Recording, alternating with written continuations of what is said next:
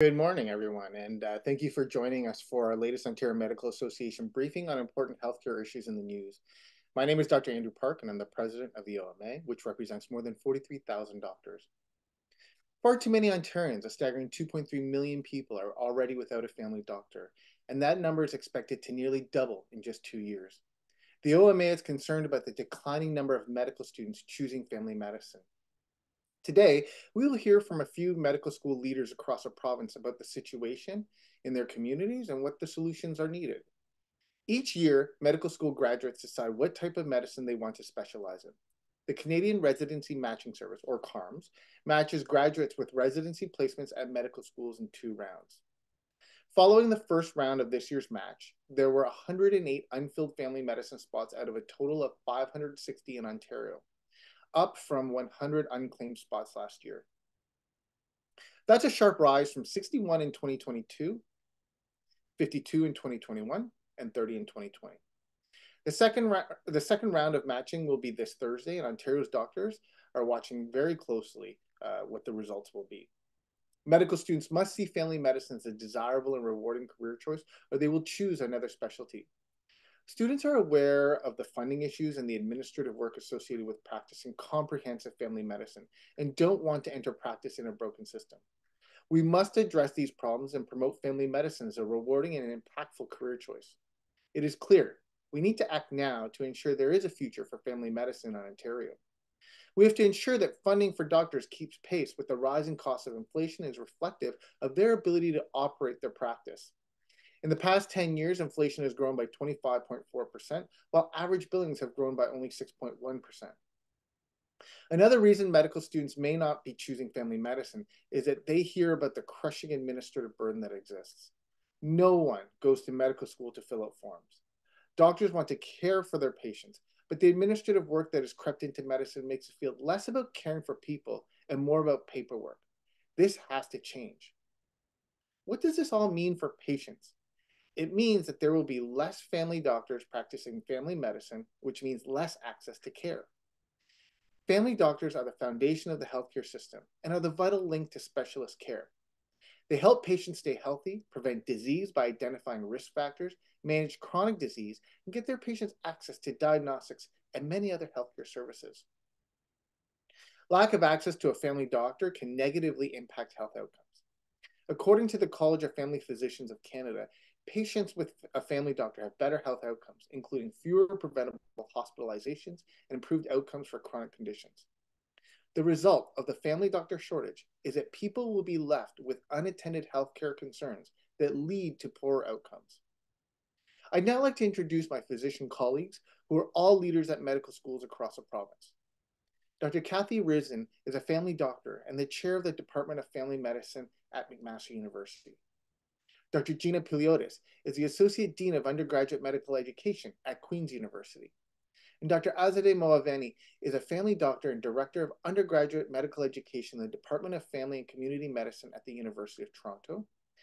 And Dr. Jobin Verghese is a family doctor and Interim Assistant Dean of Primary Care Education at Toronto Metropolitan University. I'd now like to hand things over to Dr. Kathy Risden, Chair of the Department of Family Medicine at McMaster University. Thank you very much, Dr. Park, and thanks to all my co-panelists and also members of the media who've gathered this morning to really highlight a very urgent issue for all of Ontarians. Dr. Park, you did a nice job outlining the importance of family physicians to our patients. And I also just want to highlight that family physicians are a resource to the entire healthcare system. And the anchoring of our healthcare system really lies in primary care and family medicine. And without a significant investment in the family medicine ecosystem, the healthcare of all Ontarians, both in and out of hospital, is going to be impacted. So this is a critical problem for all of us to turn our minds to.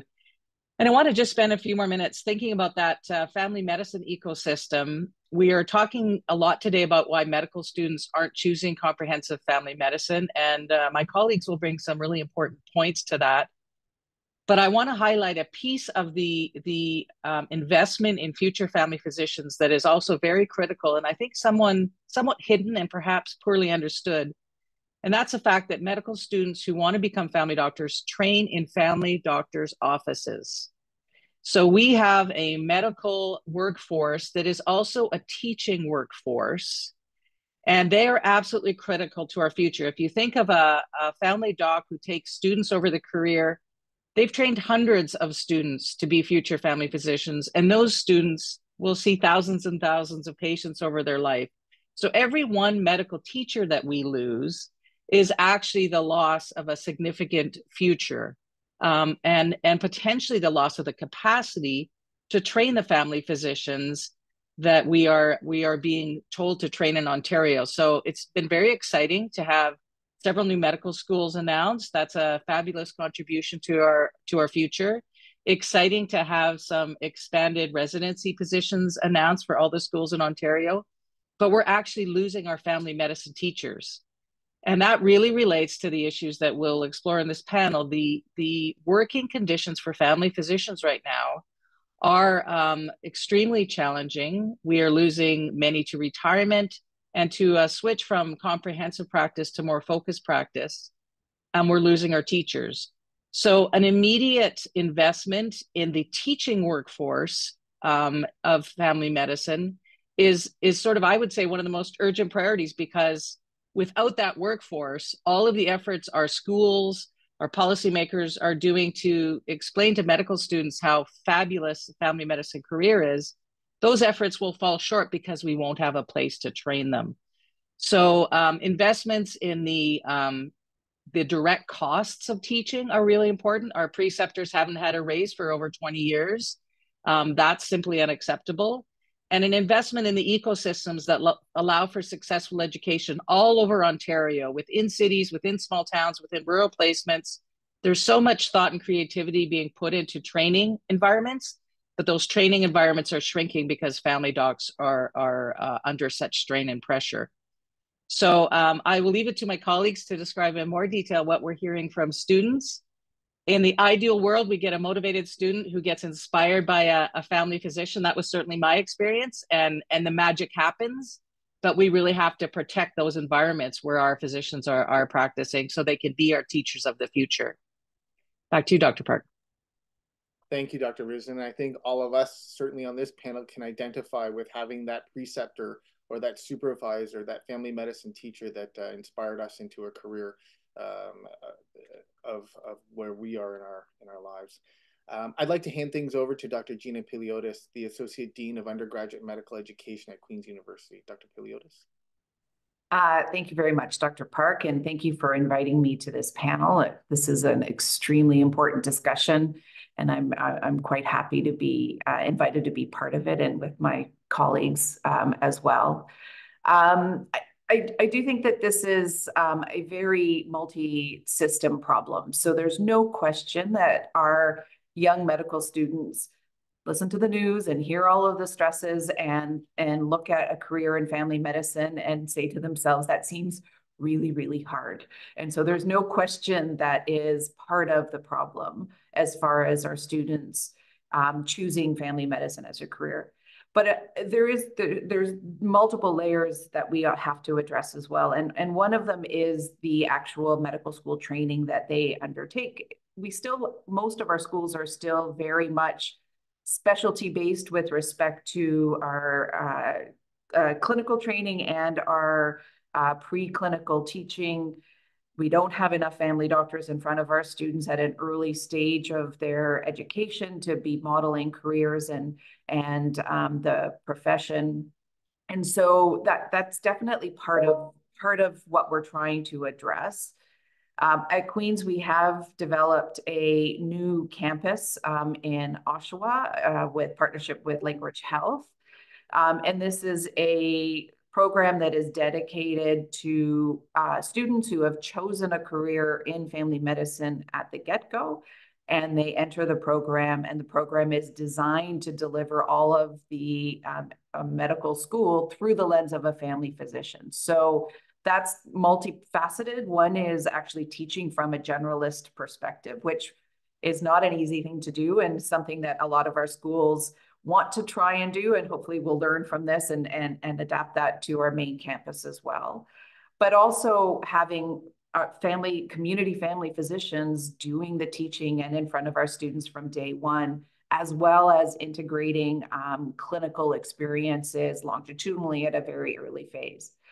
And so we just started. It just opened in September of 2023. So we're really excited to see how it goes. But this is for 20 students that we've managed to craft this. And it's reproducible, and I'm very excited and hopeful of its success. But it is depending on the community family docs coming in to teach, and the support of family physicians teaching in classrooms is not on the radar. The clinical teaching is hard to have. There's not enough support of our clinical teachers in the community, let alone having them come in and actually do in classroom teaching and leaving their very busy, tight offices to do so. There's no support for that, for our community physicians to do that. So I have to continue to stress and really take on after Dr. Risden's conversation about, if we don't support our family docs being part of medical education,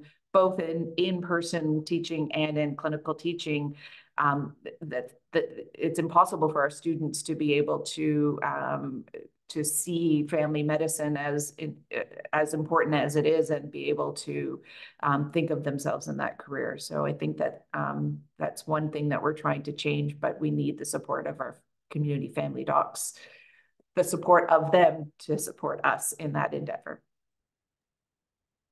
Thank you, Dr. Piliotis, and we're all watching with a lot of attention on that partnership with Lakebridge. It is innovative, and we're excited to see how that progresses. I'd now like to turn things over to Dr. Azadeh Moaveni, the Director of Family Doctor, as well as the Director of Undergraduate Medical Education in the Department of Family and Community Medicine at the University of Toronto. Thanks, everyone. I just want to echo what Dr. Risden and Dr. Piliotis have said. But I'm going to focus a little bit on something else, which is the voice of the student. And so for the last 9 years, I'm the undergrad director of my department. And so my primary mandate is to deliver the best of family medicine programming from the first day of med school all the way to the day of graduation. And our goal is to have the highest numbers of U of T medical students choosing family medicine as their career of choice. We emphasize early exposure by hosting and sponsoring mentor events and socials and career exploration workshops, summer programs, and we do early clinical exposure for our second-year medical students where they work with community family physicians. They then go on to their third-year family medicine clerkship, where it's a 6-week program, and then in their 4th year, they can elect to spend time with family physicians in all the areas they work. So they work in comprehensive family medicine, they do palliative care, they work in emergency medicine, sports medicine, and like me, 18 years of rural obstetrics. So many different kinds of medicine that they can explore with a family physician. But yesterday morning, I oriented 46 medical students to their 6-week third-year rotation. And I told them about this press conference. And I asked them to lend me their voices. So I asked them 3 main questions, and I asked them to write them on these strips of paper. And I'll show that to you, so that they could be anonymous and be frank and honest in their answers. And I asked them 3 questions. One is, if you're interested in family medicine, tell me why. The second was, if you're not interested in family medicine, tell me why. And the third one is, if you're unsure and considering family medicine, what would make you choose it? And I'm just going to share some of their answers with you. It's this last question I will focus on. And this group of students is attracted to family medicine because of the longitudinal relationships and the ability to affect the health of a community for the better. They seek the variety and diversity of a generalist practice from the first day of life to the last day of life, and the unique focus on prevention and the managing of complex and chronic disease, stuff I do every day. But I quote, these are from the students' papers. I doubt my choice to pursue family medicine because of the lack of support and recognition regarding financial compensation, administrative burden, and the uncertainty of being able to work in teams where I could be supported to take care of patients. This student also added, she put a little smiley face, or he or she, I'm not sure. It says, please change family medicine for future medical students. Another student has said, I'm undecided, but would choose family medicine if. There was less overhead burden. I had more respect for the work that I would do, and there was fair compensation given the amount of work. And this student at the bottom said, unfortunately, I haven't been working with many very happy family doctors recently. The comments are all very similar, and they're interested, but also very worried, and they are uncertain about how they will thrive and work in this current system. 20 years ago, when I chose family medicine, I had these same hopes and interests. This is what I wanted to do. I had many choices, but I chose family medicine first. But I didn't have the same worries. I didn't worry about these things. I worried about where I would live and where I would set up a practice. I did not worry about administrative burden and spending my hours doing unpaid work. As educators, all of us, the four of us, we want to be part of the solution. And Kathy and Eugenia and Gina have talked about things that could help. But we want to urge the urgency. This is urgent. We need to do something now so that students will pick family medicine as their career of choice. Thank you. Thank you, Dr. Moaveni, for bringing the student voice into this conversation. I think that that's very powerful. I'd like to turn things over to Dr. Jobin Verghese, a family doctor and the interim assistant dean of primary care education at Toronto Metropolitan University. Dr. Verghese. Thanks so much. So as some might know, the Toronto Metropolitan University School of Medicine will open in September of 2025 in Brampton. Our medical school is going to be founded in building some of that community-driven, intentionally inclusive primary care model. And as part of that commitment, we created a role, my own role in Assistant Dean of Primary Care Education, to develop that comprehensive primary care education strategy and advance that commitment towards family medicine. Now, over time, patient complexity has increased, and we've heard already multiple times about the amount of increased burden and difficulty in managing care, and also serving in atypical roles. This has actually led to burnout, and students have heard this. They've noted that primarily when they work with a family physician who doesn't have access to team-based care, they usually actually have a more negative opinion of what's happening. I personally love my job, but I recognize I am in a team-based care and a family health team, and I get to experience interprofessional care every single day. But students sometimes will see this, and then they will not choose family medicine as a specialty, as we heard from those CARMS numbers mentioned earlier. Now, communities that are medically underserved, like Brampton, are significantly impacted by fewer students choosing family medicine, similar to the cascade that Dr. Risden spoke about. Not only is Brampton one of the most culturally diverse cities in Canada, it's also the 9th largest city and the 2nd fastest growing city in Canada, with a projected growth of 30.2% by 2041. However, the access to primary care is decreasing. So because of the Brampton and its surrounding areas having a high prevalence of chronic and complex care needs, TMU intentionally selected this region based on 70 letters of interest from community leaders to bring a medical school to Brampton and provide that much needed high quality healthcare capacity to the community. So our School of Medicine is working to encourage more medical students to choose family medicine in a few different ways. We aim to allocate 60% of our residency seats to family medicine stream residencies. And we're finding innovative ways to streamline primary care delivery, like lightening the administrative burden we've heard so much about by having a system and tech innovation, including interprofessional care and technology-enabled care. We also want to train learners to feel ready and able to develop thriving family medicine practices by allowing them to embrace uncertainty early in their training. We'll also expose medical students to family medicine as they participate in the primary care longitudinal experience in their first year of medical school. We'll also provide them with exposures to multiple aspects of healthcare in primary care settings. All these different areas will allow for a clear ability for our learners to experience the benefits and the joy of family medicine and decrease those burdens you've heard so much about. The only way we're going to be able to work through this is through a multifaceted approach, as Dr. Piliotis spoke about. It's going to be critical to both work on the education perspective and the systemic portions that are involved. And the more we can work together on this, the better chance we'll have. Thank you. Dr. Park, back to you. Thank you. And thank you to all of our panelists for sharing your firsthand stories. We are now going to open up our Q&A session. The OMA's Emily English will moderate this portion of today's briefing. Please put your questions in the Q&A chat. If we don't get to them, the media team will follow up with you. You can also email media@oma.org with requests for interviews or information. Emily? Thanks very much, Dr. Park, and thank you to all the panelists for participating today and sharing your expertise and experiences with us. The first question is from reporter Len Gillis, who's with Sudbury.com. I'll have Dr. Andrew Park, OMA president, answer this one. There has been some talk of financial incentives to inspire more interest in family medicine.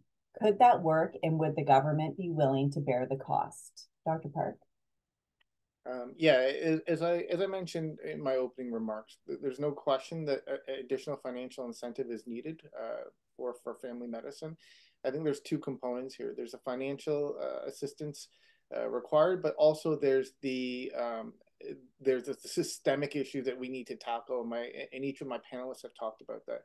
As it pertains to the financial piece, when inflation is 25% over 10 years with a fee increase of 6%, with overhead of 40%, 40% plus at times, this creates an unsustainable model of practice, especially when combined with the systemic issues of practicing family medicine, where each task becomes that much harder and more complex.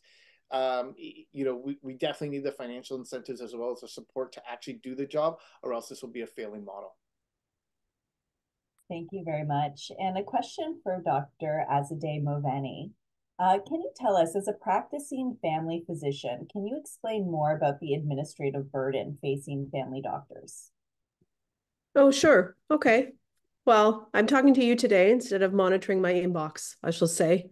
My inbox is, I think, inversely proportional to my worth, my self-worth, my perceived self-worth. The bigger it gets, the worse I feel about myself, because it actually affects every single message is about a patient that needs something. I've had the same practice since I was a resident. I will tell you that that administrative burden has skyrocketed. So in terms of what I have to do for patients, I have to fill out forms from insurance companies. I have to sign off because they want to take a rehab course or something because they've had a recent fall. I have to get the same message about an X-ray 6 times, or because they go to the hospital, the integration of my EMR and their EMR is not the same. So I'm looking at it 2, 3, 4 times sometimes. I have messages from patients. I have prescription notifications of renewals. I have pharmacists emailing me to say they've done this or that with my patient, or if they've done a meds check for that patient and nothing needs to be done, which, by the way, I hate those. Or there's just so many. So by the time I leave you today, I'll probably have 40 to 60 messages in my box, which would take me, 2 or 3 hours. And we all know if you look at the average, it's about 19 hours of work a week. And it just depends on how many patients you see. So the more patients you take care of, the more work you have to do. And that's all unpaid work. So I do that on weekends. I do that on Saturday mornings when my daughter is at soccer. I'm always the one with my laptop at soccer games. People wonder what I'm doing. I'm checking my labs. I'm checking my messages. And so that's what we're talking about. And students see that. They sit with me and say, what are you doing? Oh, I am going through all of my inbox. And so I want to make sure my patients are taken care of. I can't ignore these. I have to take care of them. And so that's what you see with people, physicians being on their computers or in their offices at all hours of the day and night, working through that inbox. Thank you very much. And we have another question now from reporter Len Gillis. I'll direct this one to Dr. Kathy Risdon from McMaster University, and perhaps Dr. Piliotis from Queen's. You may also like to weigh in on this. The question is there any way to somehow fast track or modify the medical education process so that medical schools might be able to answer the call for more family physicians by shaving off a bit of time, or would that be seen as too radical? Dr. Risdon, I'll start with you. Thanks. It's a great question because we're always looking for creative solutions to get people into the workforce. And I think what this call is demonstrating is the practice environment and the educational environment are inseparable. They are one and the same. So every educational intervention we could ever imagine is always going to fall far, far short of what's needed to expand and retain and sort of promote a family medicine practice for the long haul. So I think it's possible to imagine a really, really supportive practice container that allow different educational pathways. And the ones that Queens is pioneering is really interesting to see and look at the impact of. But we can't separate the practice environment. The other challenge is that we actually know there's been some recent studies that demonstrate that the most complex medical specialty is family medicine because of the vast number of patients we see and our uncanny inability to manage a lot of problems simultaneously as expert generalists. McMaster can train a medical student in 3 years with a 2-year family medicine residency.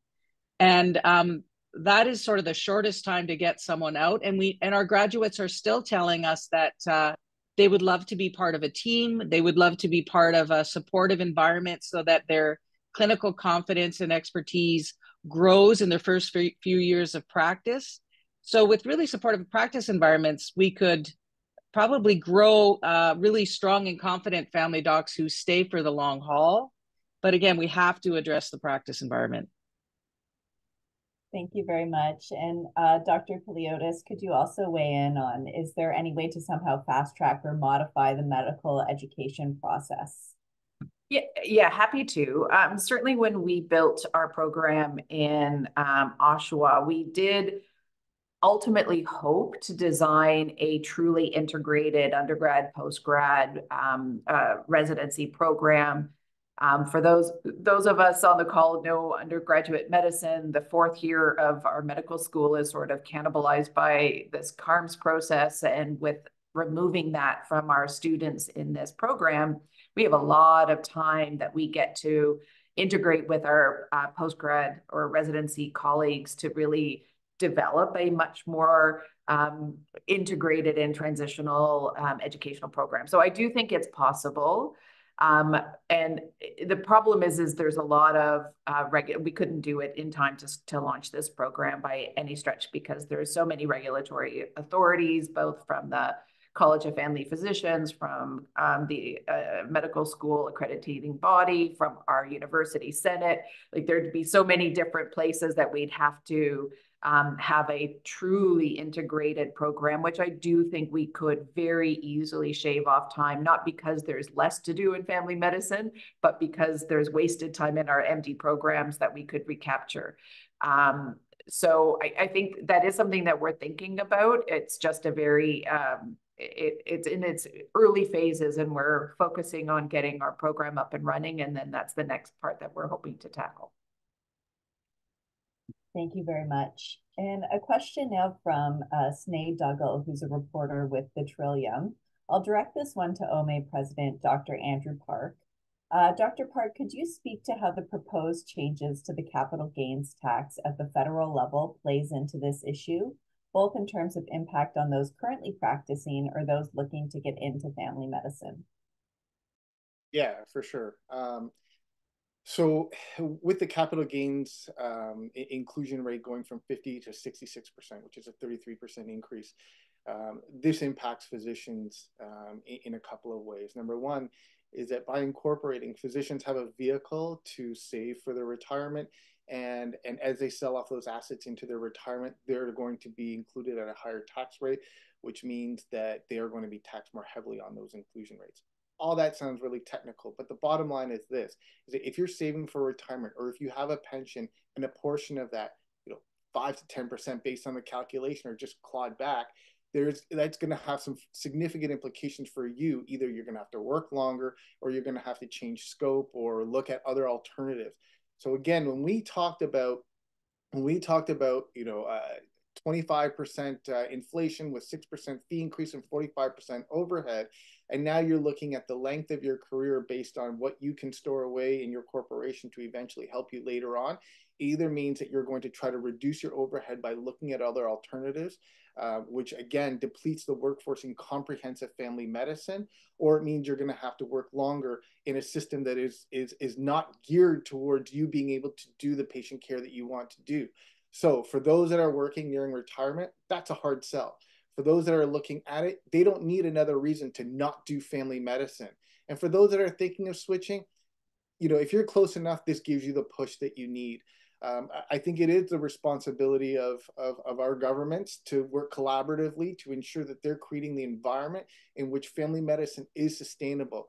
This is just another knock against family doctors, but in particular, as well as our other generalists that are working in office-based practices, and it's not helpful. The last thing I'll say to this is that the way medical corporations are set up as a result doesn't really allow for the exemptions, such as a lifetime capital gains exemption, the entrepreneur's exemption, and certainly we don't have access to the $250,000 of personal exemption.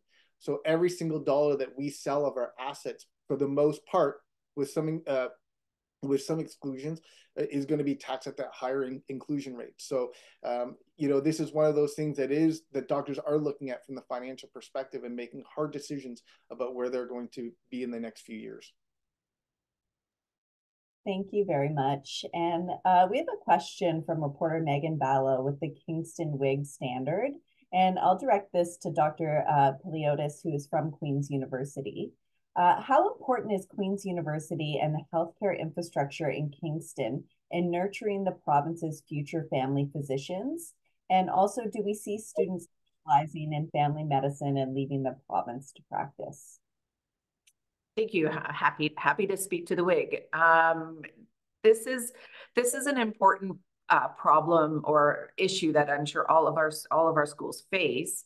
But when you look at Kingston and the family physicians in the region, we are certainly one of the areas that have a significant deficit in family physicians. So that's just the starting point. We have an academic department of family medicine that supports our postgraduate, our residency training, and our medical students, but it's pretty small. And so when we want to go into our pool of really phenomenal family physicians in the community that aren't academic, A, there's few, B, they're stressed, and C, we don't have a good way of supporting them. So I know that there's many community docs, and we certainly have some who want to be part of the solution and do things for free to support our medical students so that they can be at the face of our students and can support that future choice. That's not an appropriate setup. That is not okay to not be supporting our family docs in the community. We have so many that I can't even count that want to be part of our training, but we just don't have the proper resources to support them. And that's part of the problem that we're all facing, both in undergrad and postgrad.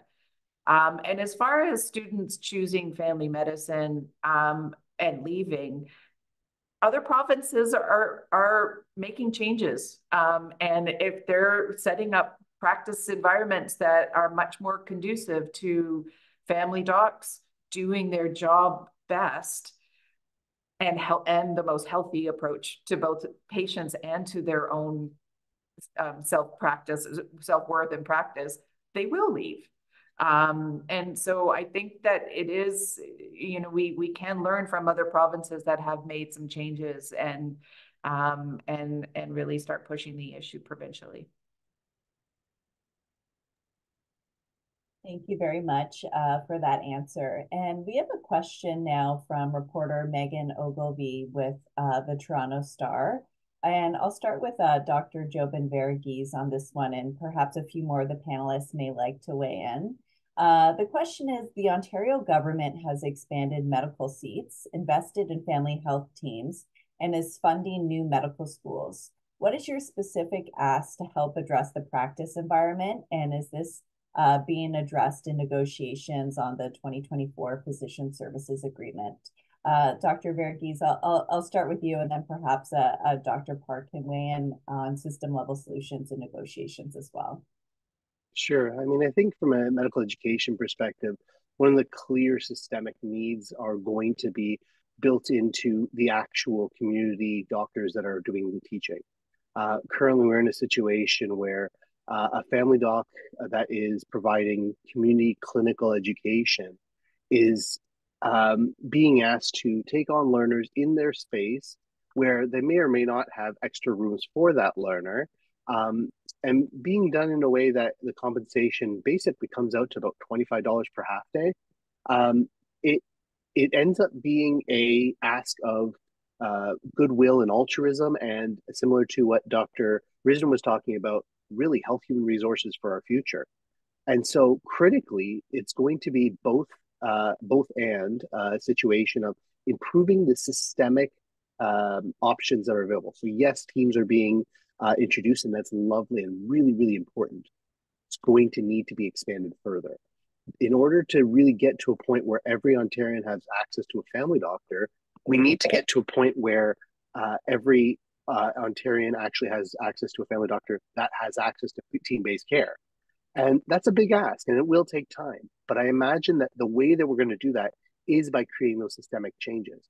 So other areas that can be hugely helpful are improving patient access to their own electronic medical records, shifting more of those systemic current systems where the referral systems are based on individual referrals as opposed to one centralized referral system, which would make an immense difference, as well as improving the actual amount of money available per doctor when they take on those learners, so that their ability to take on the learners doesn't come at the cost of becoming a strong family doctor. Dr. Yeah, thank you for that. Dr. Verghese really neatly outlined a lot of our asks as well. Team-based care for all Ontarians when and where they need it. You know, what we're talking to government about is a centralized intake and referral systems. Currently, it's very haphazard, and it's very difficult to track referrals, wait times, wait lists, patient preferences. All those things should be factored in. We're looking at a streamlining of forms, elimination of sick notes, use of technologies that enable artificial intelligence, such as artificial intelligence scribes. So all of these are some of the major system asks that we're talking to government about. As far as negotiations go, because we're currently in negotiations, I won't comment too much about that. But other than to say that our responsibility to our members, as well as the government to their constituents, is to ensure that we utilize every lever that we have to ensure that every Ontarian can get access to a family doctor, because we know that outcomes get worse if you don't have a family doctor. But we have to ensure, as I said up front, that it's a sustainable model of practice. We have too many forms that family doctors, don't need to sign, or if they do, are just extraordinarily way too cumbersome for them to actually focus on the patient care as opposed to filling out these massive forms that are different for every insurance company, every employer, every university, for head injuries and hockey associations. All this stuff is really important. But the thing is, we either don't need some of these forms, or they're too long, or they need to be revised. And all those things should be on the table. Dr. Risden. Thank you. You know, there's some solutions that are easily lifted from other healthcare systems around the world. We know that systems that cost less than what we spend in Canada and achieve better outcomes for all patients invest more in primary care. So a benchmark for really high-performing healthcare systems is 8 to 10% of healthcare budget on primary care. I think the number right now in Ontario is around 5%. So what would we do with that extra 3%? Absolutely invest in our young, in our children, which means really healthy, thriving environments for teaching and for practice. So we know we can't train a surgeon without an OR. Right now, we actually need to put some money into settings where we can train family physicians. That means a well-functioning team and physicians with high morale. I think another sort of hidden cost we need to invest in is really great data that allows us to understand how our entire system's performing as patients move from family medicine into hospital care and back to the community. we actually have no way of knowing how that journey's gone and some opportunities to improve the outcomes there. So if we had a great way of measuring how it is the team of medicine works together, I think family medicine would be thrilled to step up and do all we can, and maybe redirect some investments that if you invested them earlier on in the community and family medicine system, you'd save a lot of costs down the road. So all of the money that we're suggesting should be invested in primary care actually saves money down the road. So the government has made a great start. It falls short of what's needed to attach those 4.4 million Ontarians. And we really need to think about the beginning and the strong educational foundation, as well as that team-based care and truly integrated care informed by great outcomes and data that Dr. Park was alluding to in terms of some of the specific solutions. Thank you very much for that answer. And we have another question from Megan Ogilvie, health reporter with the Toronto Star. I'll direct this one to OMA President Dr. Andrew Park. The Ontario government has told me that it's working with the OMA through the Bilateral Burnout Task Force to help simplify government forms, and that it has a Patients Before Paperwork initiative to tackle administrative burden. Can you please provide details on these two initiatives? Yeah, absolutely. We have had both the Bilateral Burnout Task Force as well as the Patients Before Paperwork initiative over the past couple of years. And we're at the table with both the ministry as well as our government partners, and have had very productive conversations where we're starting to see the momentum. Having said that, what we need to do is ensure that momentum doesn't stale date and that we're still pushing forward, because while we have that initial portion, our family doctors on the ground need to see that there's continued momentum in these areas, and they need to feel that's making a real impact to their daily working lives. And I think as we continue to grow that momentum, that will make a really big impact. We've seen some initiatives in Nova Scotia where they've been very tactical about their approach to reducing the administrative burden to their physicians. And we're looking at various models across the country to see how we can help support our family physicians that are spending over 19 hours of a week on these administrative tasks, again, which does detract from either their personal lives or their ability to provide the excellent patient care that they want to. So all those options are available to us, and we're looking at every one of those to ensure that we can support our members. Thank you very much. And a reminder to journalists that you can put questions in the Q&A portion of the chat. We do have a few minutes left, and happy to answer any questions that you may have. As Dr. Park said in his opening remarks, we know 2.3 million people in Ontario don't have a family doctor, and we've talked today about how family medicine is the foundation of our healthcare system. So I'd like to ask the family doctors on the panel if you could tell us about what you find rewarding about practicing family medicine. Dr. Moveni, can we start with you? I mean, sure. Yesterday, when I oriented those medical students, I said, hey guys, I would still pick family medicine. I would still pick it, even if all the struggles I have. At the end of the day, I go home being happy, being a family doctor, because I truly make a difference in people's lives. The rewarding parts of family medicine, I mean, some of the babies I delivered in the last 18 years went to university this year. I got to see them off and fill out their forms, Andrew, as they went off to university. But, I have pronounced people in their home that I've known for 20 years. There's nothing like it in terms of practicing medicine. I have worked in urban settings, and I have worked in very rural and remote settings. I just got back from a trip from Wawa where I staffed the emergency room and took care of critically ill patients. I also delivered a baby there. Wasn't a planned one, but I did. And I took care of patients who were unattached and hadn't had a family doctor for 3 years. And they were still very grateful for my take of that visit with them. And I did the best I could for them in that very short period of time I had with them. But it's the patients that's why we do it. The other reason, my other hat is, why do I still love family medicine? I love the medical student who comes to my office who says, wow, I've never done that before, or I've never seen that before.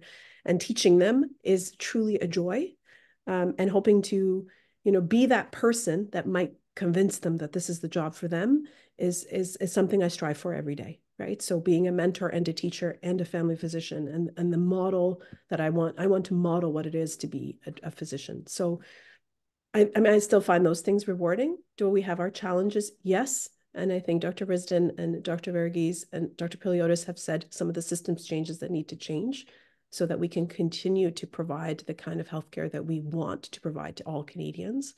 And I think if we make those changes, that hopefully that students will choose family medicine like I did. Thank you very much. And what a great answer, and so nice to hear.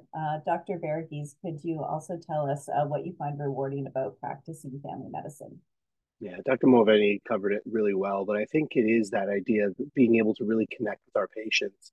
Spending time directly eye to eye with them is really what I love the most. Being able to build in all their successes, share in their losses, and really provide that comforting voice or arm where it's needed. I think the other thing is also, like was mentioned, really bringing on those medical students. One of the best comments I ever received in an evaluation was from a student that said, and whenever you get to the intersection between art and science of family medicine, art and science of medicine, that's where you're going to find family medicine, because it really is this ability to bring together all the communication, all the collaboration, all the things you learn, and then bring it together with all the complexities and all the difficulties that you have with certain patients. And so I think about the idea of, some of the uncertainty that comes in, and some of the things of, you don't know what you're going to get on a daily basis. I could spend a day walking to my clinic and get a whole day of, oh, cough and colds. This is actually quite easy.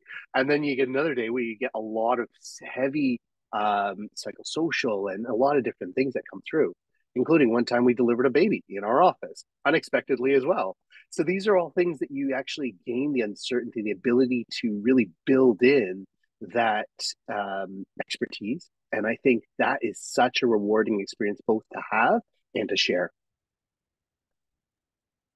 Thank you very much. And Dr. Risdon, can you tell us what you find rewarding about practicing family medicine?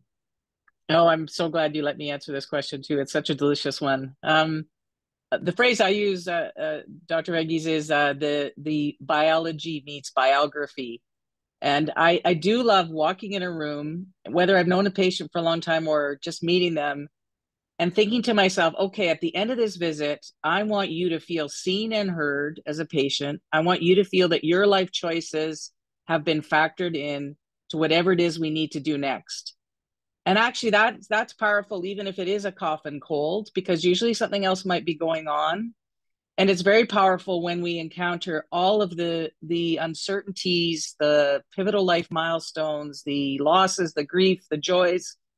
Every moment's a chance to invest in a person's sense of well-being, a sense of hope for their future, a sense of being able to move on through all of the challenges in their life. And to be an amplifier and a company to that journey is really, there's nothing like it in medicine. And being able to sustain that and offer that, the glimpse of that to students, and the possibility of them having that life is really endlessly rewarding.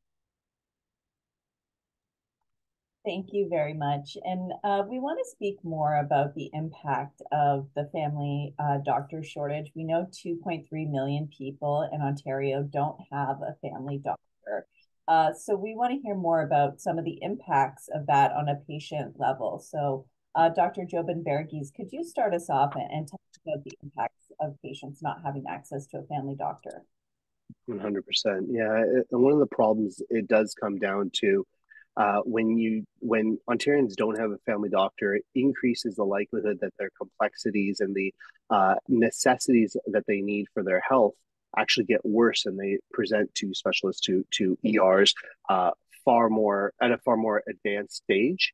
It makes it more likely that something that was treatable very quickly in an office setting requires fairly intensive and very expensive care.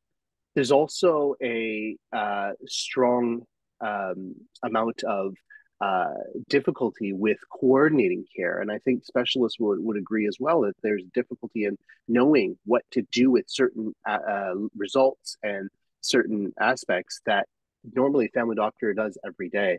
So I think that when Ontarians are left without a family physician, it leads to a lot of problems within that are very preventable, and it affects their everyday life. Thank you very much. And Dr. Paliotis, do you also weigh in on the impacts that you see of 2.3 million people not having access to a family doctor in Ontario? Yeah, certainly. I'm happy to. Full disclosure, I'm a specialist, so I'm a cancer specialist, and I can tell you the dramatic effects because I see patients coming in who have been unattached and haven't had a family doctor for years, and they're coming in with not only their conditions, their cancer conditions coming in at a later stage, but also coming in with just untreated hypertension, untreated diabetes, just things that they haven't been able to have properly monitored. And you know, I'm a really bad family doctor. So when we try and help and say, sure, I can do X, Y, and Z, it's completely subpar what they need. And you know, you're always feeling so torn and so challenged because they ask me for a family doctor and I say, oh my goodness, I wish I had one for you. And it's really quite a sad situation and one that has been quite socked in and certainly in the Kingston area. But I can also say as a specialist, I do have many conditions that are actually chronic cancers. And so I follow patients for a really long time. And the best outcome is when myself and the family doctor work as a team and follow these patients together. And it's magic when you have that wonderful relationship. And so I can't underestimate that partnership in longitudinal care of patients. Thank you very much. And thank you to all the panelists today for your work on this panel and sharing your expertise and your experiences. And Dr. Kathy Risdon, I think you have some extra thoughts on the impact of the family doctor shortage. It was just wanted to redirect people's attention to a really landmark Canadian report that was done with the leadership of some folks at the University of Toronto. It's called the Our Cares Report. And it's the most comprehensive conversation with Canadians about what they want from their primary care family medicine teams that's ever been done. So if we start with that patient voice, it will guide us in all the directions we need to go. So the first is that all citizens of Ontario deserve access to primary care and a family physician. So 100% attachment is the goal of family medicine leadership in Ontario. And we're calling it 100 plus because that plus refers to some of the critical elements of the quality of family medicine primary care.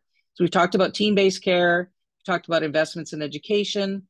Dr. Varughese is offering huge leadership in Brampton to the importance of culturally safe, culturally humility care, care that is rooted in truth and reconciliation. There's so many populations that deserve excellent primary care that we haven't had a chance to talk about today. So Canadians are telling us what they need and want, and it's an investment in a family doc primary care team for everybody. And the Our Cares report can really help guide us there. So that's another place to look. The system solutions have been named for us by our patients as well. Thank you very much and excellent points. And now I'll hand it over to OMA President, Dr. Andrew Park, for some closing remarks. Yeah, I just want to thank all of our panelists as well as the media for today's briefing and for your thoughtful questions and for the impassioned voices that you heard from both the educators, the community facilitators or supervisors, as well as the students and our patients. So thank you for that. We will have a recording of this session available later this afternoon. Ontario's doctors want what's best for their patients. Lack of access to a family doctor can negatively impact health outcomes. We really need to build a more sustainable system that allows us to recruit physicians to want to work in family medicine. In the OMA's Prescription for Ontario Doctors Solution for Immediate Action, we have called for solutions that tackle the crisis in primary care. We hope to work with the government to ensure that there's a future for family medicine in Ontario. Everyone in Ontario deserves access to a family doctor. 2.3 million people in Ontario are currently without. We hope bringing attention to this issue today makes a difference. Thank you very much and enjoy the rest of your day. Bye now.